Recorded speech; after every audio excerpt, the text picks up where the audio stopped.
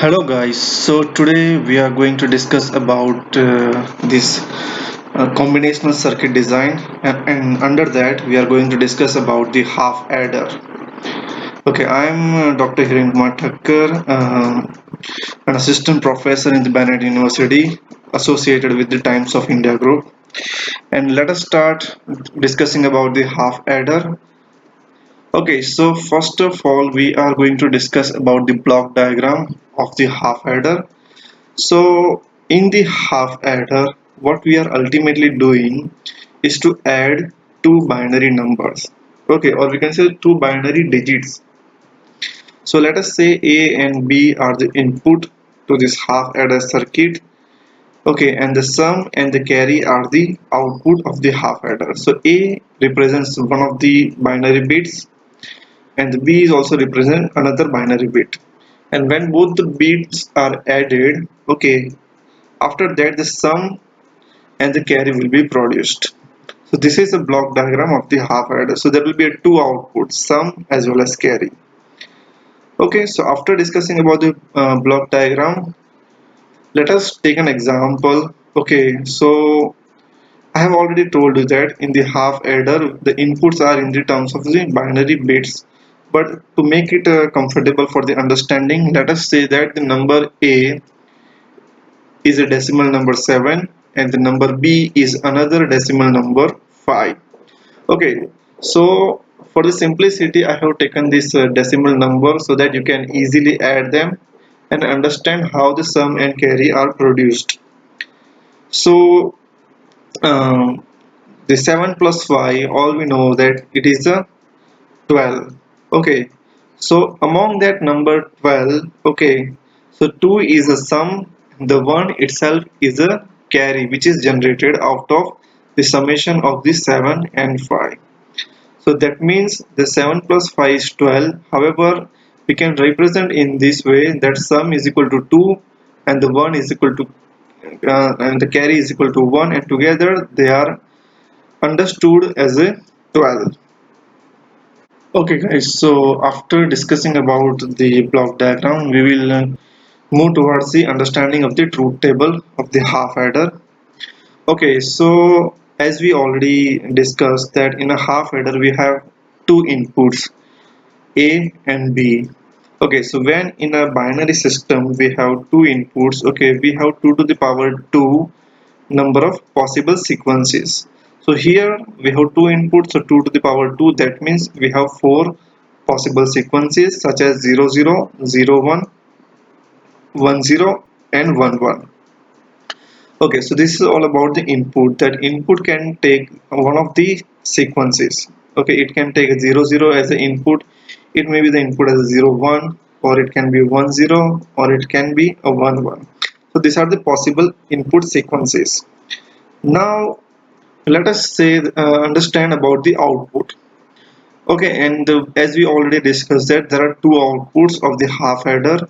One is a sum and another is a carry. Okay, so first of all let us discuss about the sum. Okay, so when we add those two inputs we get a sum.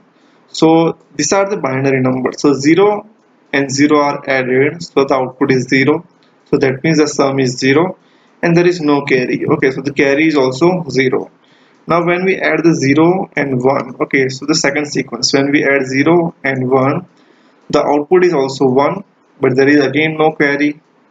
Then after we are going to add the 1 with 0, so the summation is 1, there is no carry, and we add finally the 1 with 1, so 1 and 1 in a binary when we added, the output actually it is a 1 0. Okay, so that means the 0 is a sum and the 1 is a carry which is generated. Okay, so this is the way you can prepare a truth table for the half adder. The things that you have to understand over here is that there are two inputs A and B, so therefore there are four possible input sequence and the output has two parts, one is a sum and another is a carry. Okay, and except this 1 1, okay, the final sequence, there is no carry generated for the output. Okay, and for the 1 1 sequence the summation is 0 and there is a carry generated. So this is the truth table. Now we are going to move one step ahead by designing a digital circuit for this half adder. So as we already know that there are two parts, sum as well as carry. So first of all we will understand the requirement of the logic gates to implement this sum. Okay, so we will move back to, again to the truth table of the half adder. So this is a complete truth table of the half adder, and we are now going to focus on the part of the summation. Okay, so now if you can see carefully in the column of this sum, okay, so the output is in the sequence of 0, 1, 1 and again 0. Okay, so if you can recall, then this kind of behavior is also generated by the XOR gate. Okay, so let us take an example, or let us see the another truth table of the XOR, where the inputs are again A and B, so four sequences 0 0 0 1 1 0 and 1 1, and the A XOR B, when we will take the A XOR B, so the output is 0 0 is 0, 0 1 is 1, 1 0 is 1 and 1 1 is 0. Okay, so now both the output, okay, the sum, the column of the sum as well as the column of the A XOR B, if you can see, they are identical. This indicates that the sum can be implemented with the help of the XOR gate. Okay, so this is the way you can identify the logic gates required to implement the sum. Okay, so when we will take the summation, okay, when we will take the XOR gate, the inputs are A and B, the XOR gate will ultimately output the required summation when we have a half adder. Okay, similarly we will move towards the logic gates identification for the carry. Okay, so we will now focus on the carry. Now the behavior of the carry is, there are 0 0 is for 0, when we'll have input as 0 1, so output is 0 1 0, and output is again 0, and when we have 1 1, then the output is 1. So the same behavior is also available when we have the AND gate. Okay, so on the right hand side, the truth table for the AND gate is shown, and the output is again a 0 0 0 and 1. That means that the carry can be implemented using the AND gate. Okay, so that's why when we want to implement the behavior of the carry, we will simply take the AND gate. We will connect both the inputs A and B with the AND gate, and whatever the output will be generated, that will be our carry.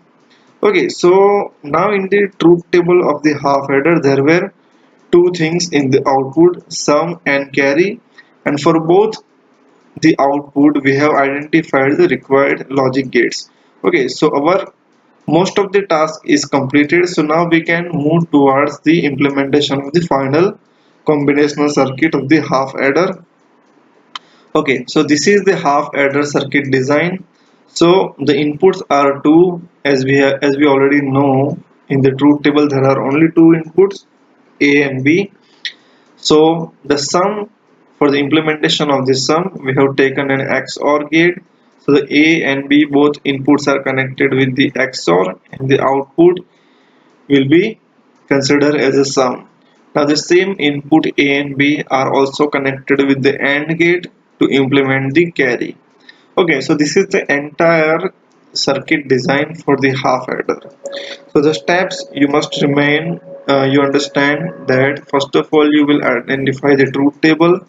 From the truth table you will focus on the output part. In the output, if there are the multiple things available like the sum and carry, okay, so for each of the column you will separately identify the logic gates requirement, and once you are identified the logic gates requirement, you will finally implement the circuit design. So this is the way you can implement the half adder.